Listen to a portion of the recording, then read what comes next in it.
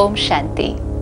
हम सब ने परमात्मा को कई नामों से कई रूपों में पुकारा, अपनी प्रार्थनाओं में उसका शुक्रिया किया, उससे मदद मांगी, उससे माफ़ी भी मांगी, हर रोज़ उससे बातें की।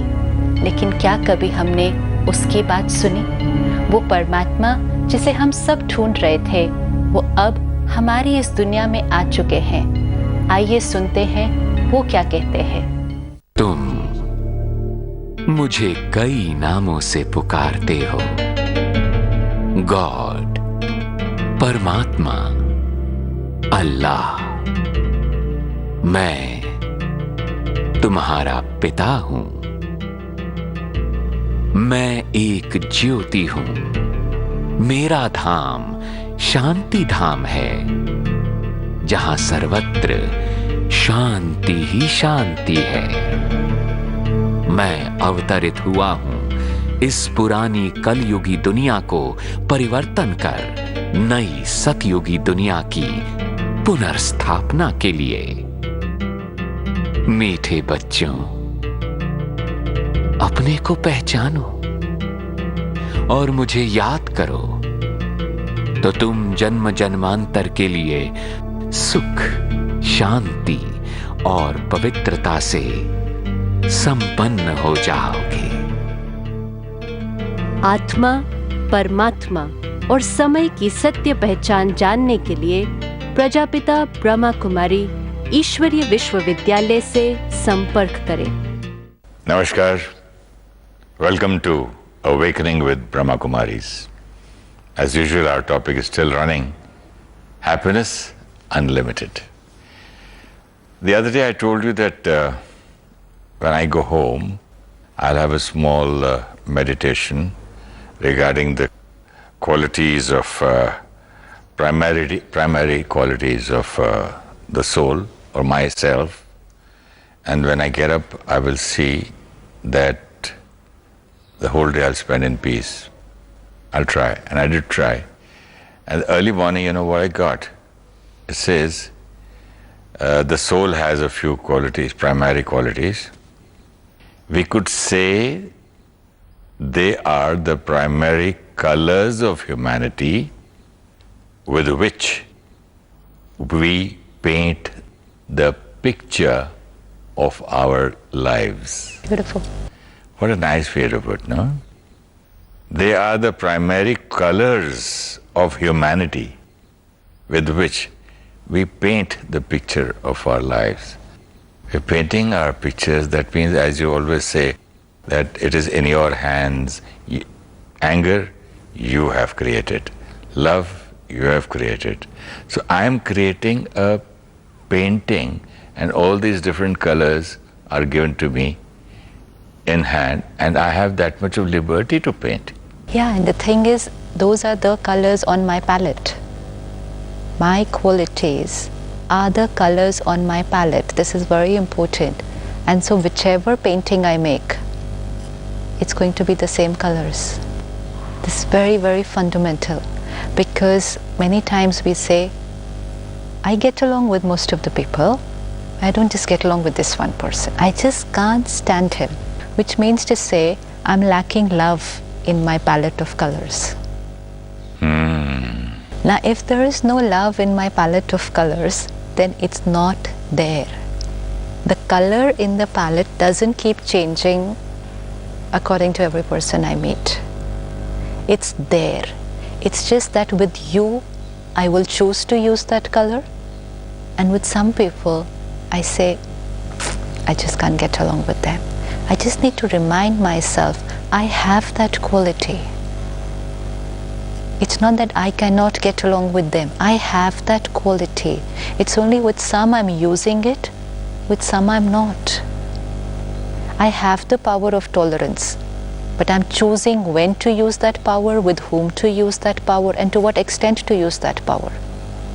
So I cannot say, I cannot tolerate. I already have the color. Then why? It's just that we make a choice. So now let's extend the magnitude of our choices. If I can love one person, if I can respect one person, that means that color is there on my palette. Now let me use that particular color in every painting I make. But why am I not using the colors, with someone and not with someone? Because I'm not concentrating on my colors and my palette. I'm rather looking at their palette. Oh, again judgmental. Nice person, good person, bad person. And important. Labeling them. So, nice person I love and speak nicely. Bad person I don't know. Yeah, and very important at that time, I cannot get along with them, not because it has any problem with me, but it's because they have a problem. I can get along with everyone else, but I just can't get along with this person because this person is the problem. No, it's I am choosing not to get along with them. Let me expand my magnitude and say I have the power to accept, adjust, accommodate, tolerate and adapt and move. I have it already. If I can do it with my child at home, I can do it with my team in the office.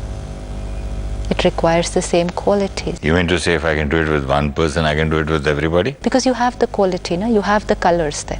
When it says your colors are yours, and now you paint every picture. So suppose I have red, green, blue, black, white, yellow. 6 colors in my palette. But it's just that at home, I'm choosing to use all 6. And when I go to work, I switch my perspective and say, now I'm the boss. So I will choose just red and green. Because yellow and white is only for my children. No, they are my qualities. I can use them for everyone. And it won't reduce? It will only increase. Because the more I use my quality, the more I empower, the more it comes out, the more I express, and anything done every time becomes my sanskar. And the same, if I start using only anger and aggression at work, very soon it becomes my sanskar, and my color, yellow and white, of love, which was there in my palette, is no longer there by the time I reach home. Because I have spilled the color of anger and aggression, red and blue, on it the whole day at work. And if I'm not using them, then I'm losing them. Yeah, because I'm using something else instead. It's not that I lose that, it's just that I'm using something else more. And anything done repeatedly is creating an imprint, which is the file higher and higher and higher above. Like on our desk, the papers which are not used very often go right below. Paper which is used every day is right on top. And then when I want that very important paper, it's way below the whole pile, and I say, where's the paper, where's the paper, look for it, everybody join me in the search. So that peace and love and happiness has gone right below because it's not used very often. And anger and all the rest of them are used more often, so they've come on top here. And then I say, I'm looking for peace. Because you've got to look for it because you haven't used it from years. Yeah, but even when you have to look for it, you have to see it's on your own desk below, not outside. Oh, that way. It's on your own desk, it's just gone below, but we're looking for it outside in the rest of the office. Because there's so much else that has come on top of that first sheet of paper. The way I look for peace when I go to mountains or to temples or shrines or dargahs and different places and different saints and all over, sir, please give me peace, please give me peace. It is a peaceful environment. There is no doubt about that. The person is a peaceful person. When I am in their company and when I am in their environment, that has an influence on me. Like someone's anger has an influence on me, someone's positivity has an influence on me, but they can't give it to me. Yes, when I am in their company, I can realize my own potential, saying, if this human being can do it, so can I. If they have it, so do I. They are using it, I have forgotten, so can I. But if I say to them, please give it to me, that's not possible. Then how come in their presence I'm able to use my own peace? Because it's already there. So like we saw the other day, the other person's consciousness has an impact on our consciousness. So because if I was not originally a peaceful soul, even if I was in the company of a peaceful person, I would not feel peace.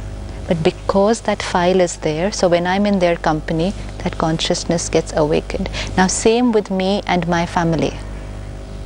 And that's why it says humility will transform others. Because when that is my consciousness, it will awaken that in the opposite soul, because it's there in every soul. This all works because every soul has it. It's just that the colors, someone is using 2 colors, someone is using 3, someone is using 4. But when you see another artist using 5 colors, I say, okay, this painting looks better. Chalo, I will also use my 5 colors. I get inspired. But I don't take their colors. I still use Get inspired. my colors. I just look at their painting and say, with all these colors, the painting looks better. Why am I using only 2? But this belief system that I can go and get peace from someone or somewhere, it's not possible. Otherwise, we'll go on searching for a lifetime. There's no such tablet as eat peace or get it from somebody. It's just when you are in the company of these peaceful people, it's just that you also can experience your own peace, take that experience home, and see that you can relive that same moment again and be peaceful. No, you're not going to relive that moment again and again, because how often will you keep on reliving that moment? Because you were in their company. Let's say you go for a retreat. Okay, we can create again. We learn that we have it and we can create it. Not that moment, but that quality. The quality. Because otherwise what will happen? Let's say you went for a retreat, met a guru, felt very nice, experienced yourself as a peaceful being. Now you come back home and you've gone to work and some crisis has hit in the office. You're not going to sit back and relive that moment when you were in their company. It won't work. It won't even come to your mind that time. At that time, you need your own peace. So these retreats are a few days to rejuvenate ourselves, means to remind ourselves that this is what it is. This is my potential.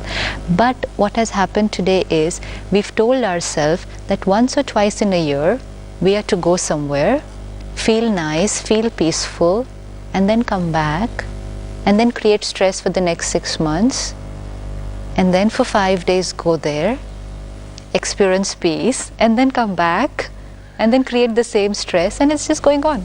You go, get your battery charged, discharge, charged, discharge, charged, discharge. You don't even charge and come back. If you charged and came back, it would stay with you at least for a few days. You can just drive down from the place, and by the time you've reached the railway station or the airport and you come to know the flight is delayed because of bad weather for 5 hours, there you are getting angry, getting upset. So you're not really charged.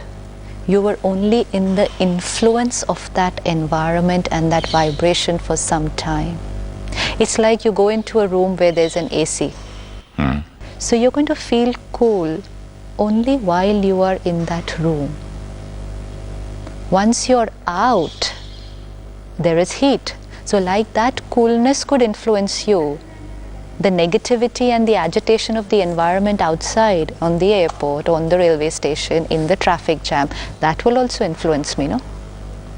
So very soon that's forgotten and these influences have now taken over. So unless I master the art of doing it myself, it won't really work. And how do you master? That's what we've been doing every day. Simple things like we saw the other day, no judgmental behavior. Just no judging. Let's just do this as a homework every day, because judging people creates turbulence. Criticizing people creates peacelessness. Why is it that we keep on judging and criticizing people? Again, repeatedly seen since childhood that my seniors were always judging and criticizing me. The authority figures around me. So when I grow old? Yeah, because I saw that as a sign of authority. That as a sign of power.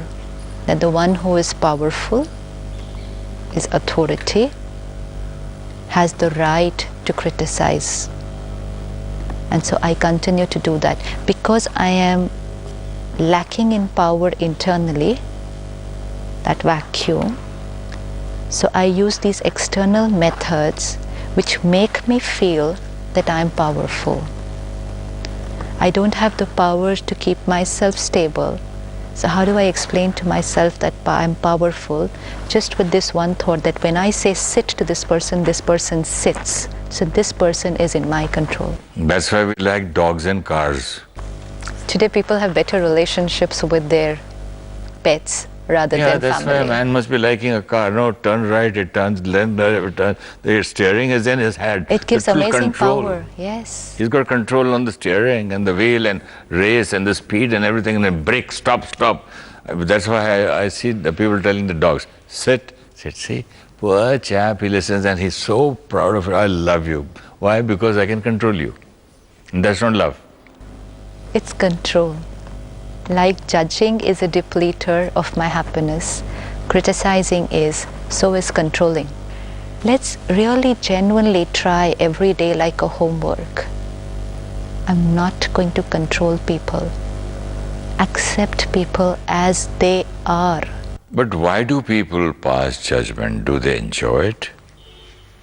It is two things. One, a perspective that when I highlight another person's weaknesses, it's another way of saying, I am good.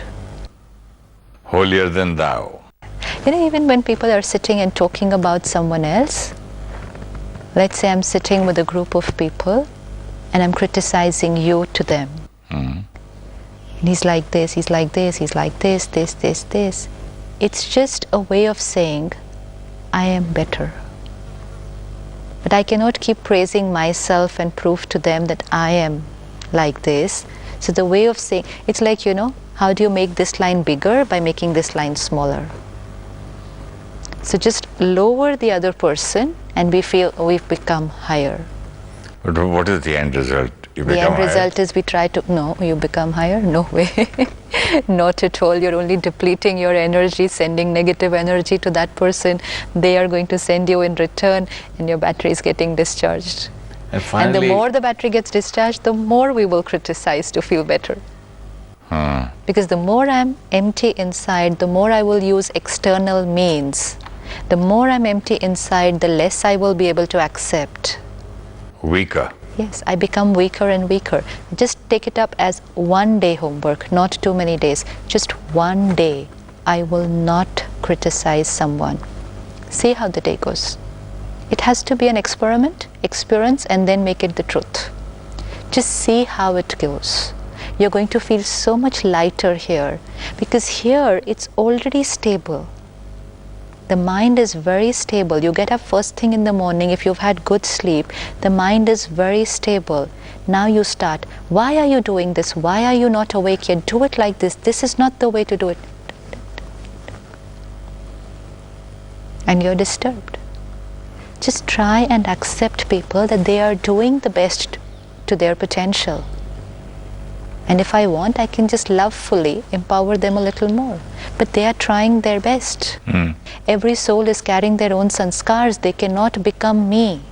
And the beauty is that we are all different. Why are we always trying to make other people like us? Imagine waking up one day in the morning and we're all identical. How difficult it's going to be to live. How boring it will be. It's going to be I can't live with Suresh Oberoi. You can't. So, and yet we would want others to become like us. If I am sincere, everyone should be sincere. If I work like this, everyone should work like this. I speak like this, everyone should be like this, because this is the right way. The beauty of this drama is that every actor is unique. And we are, the whole day, we're trying to ruin that beauty by trying to make others like us when we impose our rights on them. Become like this. Why? Because I am like this. Imagine if everyone had to listen to us and become like us. So just have to try. We have to try one day. No judging, no criticizing. One more thing which depletes our happiness: arguing with people. Arguing is wrong? Arguing is good.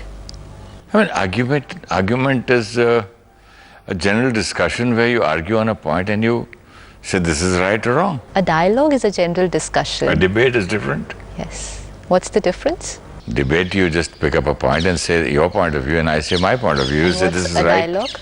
And I say it is wrong, and when you say right, you've got to prove it, and I've got to prove it. That's it. In a debate, it's always that one person will be right and will try to prove the other person wrong. Wrong. That's a debate. And a dialogue? A dialogue is a discussion, your point of view and my point of view. Where both can be right. Yeah. And both are right. And both can be wrong. Both are always right from their perspective. Yeah, from their point of view. Now yes. at home the whole day, are we having dialogues or are we having debates? No dialogue and no debate. What are we having? Argument. That's a debate. You're wrong. No, she says I'm wrong. No, you're wrong. And we will go on. We will go on.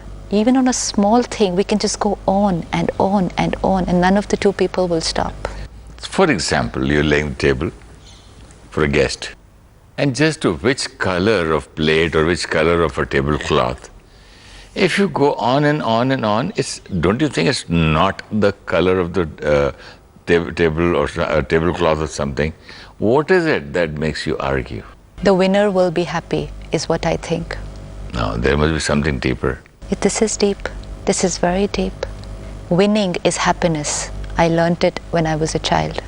When I was a child, I learned that winning is not, taking part is more important than winning. Yeah, and yet every time it was important who the winner is.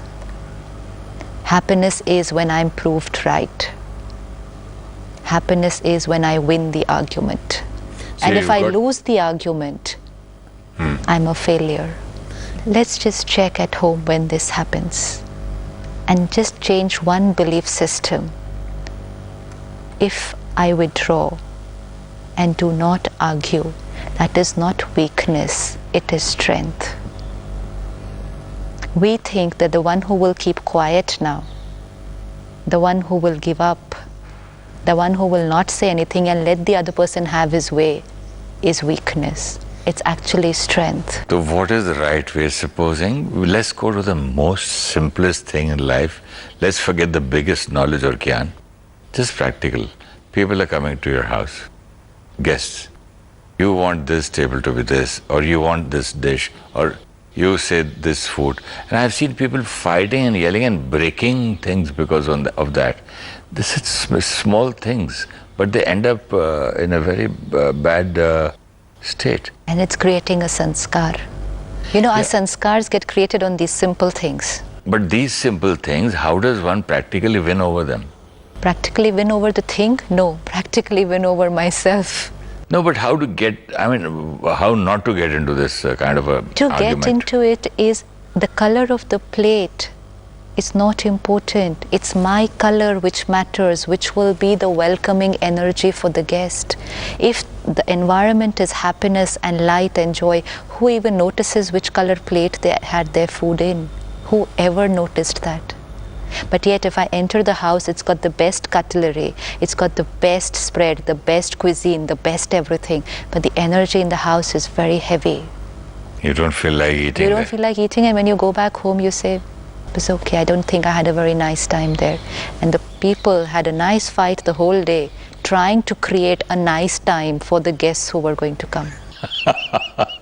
A nice fight the whole day, trying to create a nice time. That's what we do, no? If we are arguing over the dinner and the meal and the menu and the decoration and everything, we want to create a nice time for the people. They should have a nice time at the party.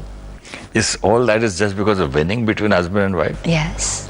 I'm right, I'm right. Absolutely. Again, winning? Absolutely. Because then I'm powerful. Imagine if the husband has to say, okay, fine, let it be. You have which one you want. If you say, oh, I'm weaker. And another deep belief system. If I give in now, she will start taking me for granted and I'll have to give in every time. Don't start this. This is definitely there with most of the people. I've asked so many people, let it be. It's okay. No, but if I say it's okay now, then that means every time the other person will get used to having their way. I've seen the best of couples, intellectuals supposed to be, doing all this, and finally, oh, she lives in the US, I live here. We are very happy. We give, space to each other. We haven't met for 10 years, 15 years. She's happy. I go there to meet my child. She comes here. Yeah, when we say we're trying to give space to each other, we're just trying to say we're not able to live with each other, actually. So we're just avoiding those conflicts. And that's why today, if you look at relationships, people are more happier on the net. They're having beautiful relationships with people they don't know. They're having strong bonds just writing messages, but they will not talk. All my Facebook friends are so happy with me. Tell them to come and live with me for a week. That's where it is. Because this is where, when we are together, that's when the challenge is. That's where the energy exchange is. This is easy. This is nothing at all. And we think we're having very good friendships on the net. No. In fact, the more technology, again, we've come to a very different aspect, but the more today's youth and children are getting used to having their relationships through technology, the lesser is their ability to have a normal relationship. They're not able to do it. They will lose that ability to develop their power to get along with people, because they're avoiding that aspect and using this method. Even if I'm not able to cooperate, I'm not able to tolerate, let me be with people and let me sharpen that tool. But if I say, no, I can't, so I'll just use the net. So I'm very happy with the net, friends. Yeah, and 10 years down the line, when I go to work, my ability to cooperate and tolerate has not been developed. Shall we do a meditation on relationships and with the... And we're deciding today not to argue. Not to argue, not only that, to live with human beings than with machines. Sure. Let's just sit back and relax and look at the biggest technology, my body. This is the machine that I have, the gadget through which I get the opportunity to express my innate qualities.